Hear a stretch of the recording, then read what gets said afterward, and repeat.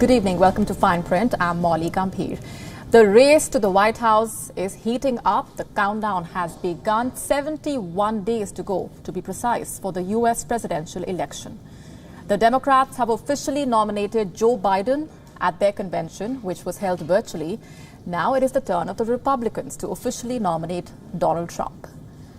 Democrats and Republicans are going into that final stretch of the campaign. Meanwhile, unlike their counterparts, Republicans are holding a part digital, part in-person convention. The theme is honoring the great American story. A look first at who all will be speaking at the event. Senator Tim Scott of South Carolina, the only black Republican in the Senate, the man who spent a large part of his career trying to not let the color of his skin define his political career. But at the same time, he urged Republican lawmakers to frame a legislative response when people started protesting against systemic racism in the aftermath of George Floyd's custodial killing in May. Nikki Haley, the only Indian-American Republican politician to speak at the convention, former governor of South Carolina, also a former U.S. ambassador to the United Nations. She is considered a possible presidential candidate for 2024. Donald Trump Jr., President Donald Trump's oldest son, he has become one of his father's most reliable defenders. He has been vocal about his interest in running for office at some point. Mark and Patricia McCloskey will also virtually attend the Republican convention. Remember, they were filmed pointing guns at black protesters in St. Louis. This year, 336 delegates will gather in person in Charlotte, North Carolina. A roll call vote will be conducted to formally nominate Donald Trump. The convention will be held partly in person, like we said. Each night, 20 virtual convention speakers from various locations will speak at the event. The U.S. president is expected to make his formal acceptance speech from the White House on Thursday. But they're not going to be forgotten long. Joining us live on the broadcast this minute is our correspondent Simon Marks, live from Washington, D.C.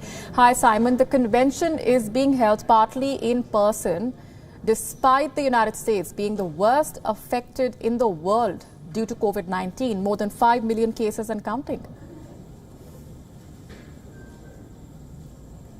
Yes, that's absolutely right, Molly. Although the vast majority of the convention, as we all see it on television, will be a virtual affair. But there are some Republicans gathering in Charlotte, North Carolina, to get some of the parliamentary business of this convention accomplished. Not included in that, bafflingly, is the creation of a new manifesto, a platform for the Republican Party to run on in this November's election. They have apparently decided to stick with the last one from 2016. No plans to revise the Republican Party's platform, which is extremely unusual, and many political observers here are arguing that that indicates Republicans themselves don't really have a strong sense of specifically what Donald Trump wants to do with another 4 years in the White House. But I've got to tell you that within the last few minutes, there has been some news breaking here that I think is going to be very, very unwelcome news to Donald Trump,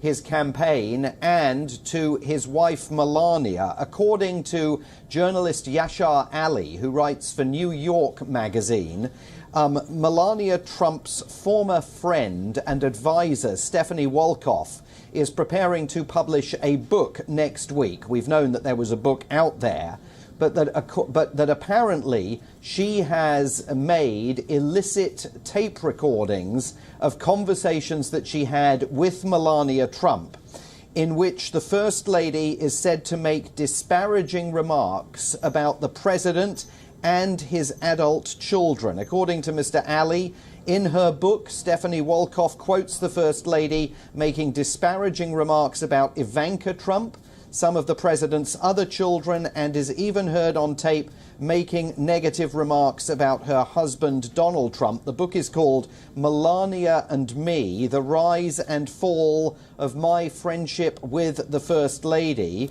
And according to these initial reports, Melania Trump was not aware that her conversations with Ms. Wolkoff were being recorded. Now, Stephanie Wolkoff is very well known in this town. She was a very close and very wealthy friend of Melania Trump, who was brought in January of 2017 basically to produce the inauguration, and found herself on the receiving end of accusations of financial irregularities relating to the way in which she was going about that task. So this is someone who has every reason to want to dish some dirt on Melania Trump and the Trump marriage, and apparently that dirt is going to be coming out in a book next Tuesday. That, I think, is going to have Republicans agog, whether they are in Charlotte, North Carolina for this convention or whether they're participating in it from afar. Big potential